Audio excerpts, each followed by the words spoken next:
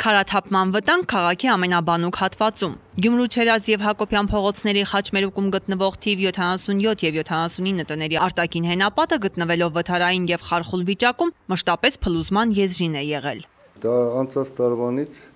քաղաքապետի ուշադրության կենտրոնում էր, հանձնարարական տրվեց համապատասխան ստորաբաժանումներին, քաղաքաշինության բաժին,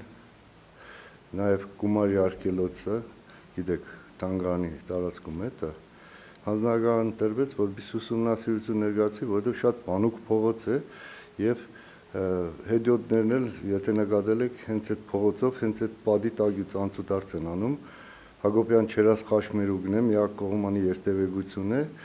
եւ ուսումնասիրությունից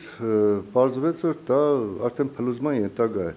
բայց անցած տարի այդպես տխուր չէր վիճակը։ Վիճակը կտրուկ տխուր դարձավ հենց այս տարեսկզբին։ Տվյալ կառույցի հենապատից հերթական քարաթափումը տեղի էր ունեցել նախորդ ամսվա վերջերին։ Բարեբախտաբար դրա հետևանքով տուժածներ չէին եղել։ Դեպքի օրվանից տարածքը սահմանազատվել էր, կատարվել համապատասխան ուսումնասիրություններ։ Սեփականատիրոջ հետ քննարկումներից հետո որոշվել են հենապատերի հետագա ճակատագրերը։ Հրավիրեցի ինձ մոտ սեփականատիրոջը եւ ասացի, որ այդտեղ կարող է ինչ-որ տխուր դեպքեր արձանագրվեն, հետիոտների մասով երթևեկության բանուկ, գիտեք, ավտոբուսներ են անցնում եւ այլն, շատ բանուկ փողոց է։ Վերջապես համոզեցինք, ինքն էլ համոզվեց, որ դա պետք է քանդվի, բայց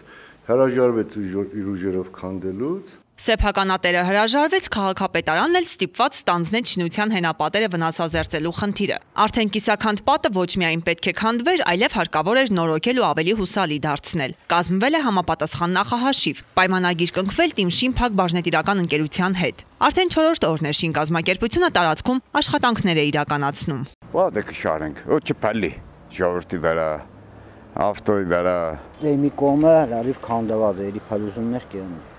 Այս կողմը սարքենք, եթե լիներ տարեցին կոմար, նորից այն կողմը կվերանորոգենք։ Ճամպեգը կբացվին, անցումները նորմալ կյանի։ Մարդիկ ասին տարնան, քարը չգնի կախանային։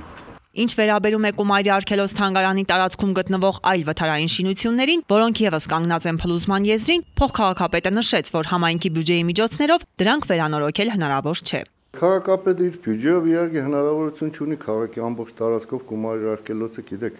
19-րդ տարի շենքեր են, այնտեղ արդեն եթե խնամված չեն, կա նաև սեփականատերեր, որոնք փակել գնացել են, քանդվում են,